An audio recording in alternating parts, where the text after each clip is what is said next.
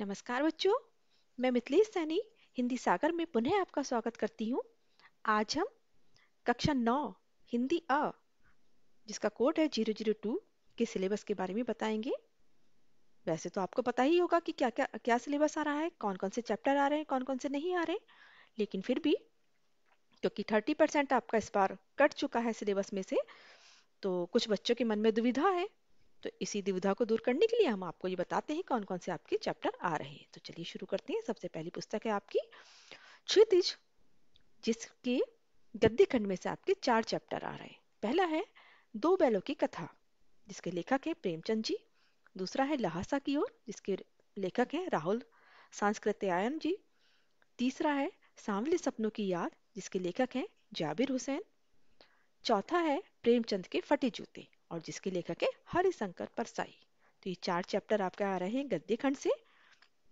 काव्य खंड से आपके 5 चैप्टर आ रहे हैं। पहला है साखिया एवं सबद। सबद 2 दे रखे हैं आपकी बुक में, उनमें से ऊपर वाला एक ही आ रहा है। ठीक है, साखिया एवं सबद ये कबीर जी का लिखा हुआ है।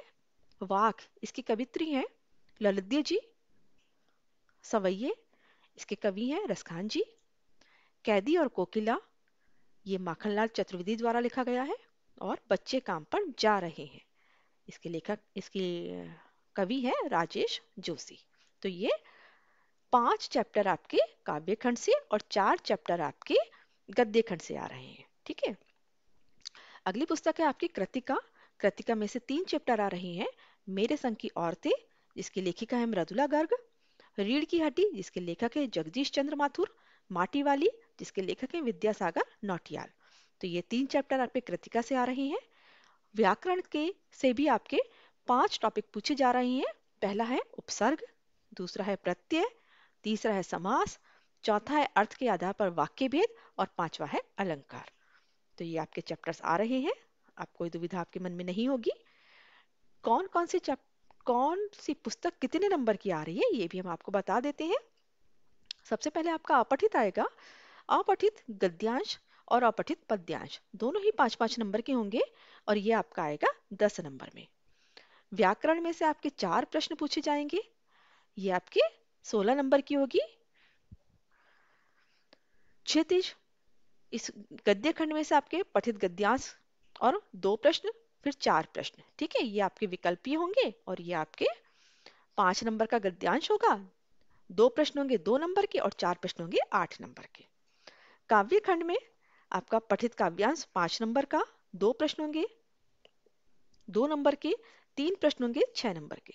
ठीक है, तो इस तरह से आपका 13 नंबर का आपका काव्य खंड हो गया, और गद्य खंड आपका हो गया 15 नंबर का। तो कुल मिला के 28 नंबर का आपका गद्य खंड बना।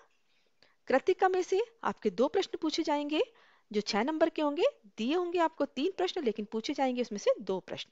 ठीक है, फिर आपका आता लेखन, अनुच्छेद लेखन, पत्र लेखन, विज्ञापन लेखन और संदेश लेखन। ये 5-5 नंबर के होंगे। ये अनुच्छेद लेखन ये टीचर के ऊपर निर्भर करता है कि वो अनुच्छेद लेखन लिखवाना चाहता है अपने बच्चे से या फिर निबंध लेखन। ठीक है, पत्र तो आता ही है। विज्ञापन लेखन लिखवाना चाहते हैं या कोई दूसरा टॉपिक देना चाहते हैं। संदेश लेखन, क्योंकि 10th में इस बार नया टॉपिक जुड़ा है, इसलिए हम अपने बच्चों की प्रैक्टिस करवाने के लिए 10th के लिए उनको तैयार करने के लिए हम संदेश लेखन इस बार दे रहे हैं। तो ठीक है, इस तरह से आपका ये 80 नंबर का पेपर है। अच्छे से तैयारी करिए, खुश रहिए, स्वस्थ रहिए। और आपको अगर मेरा वीडियो अच्छा लगे तो सब्सक्राइब करिए, लाइक करिए। धन्यवाद, खुश रहिए।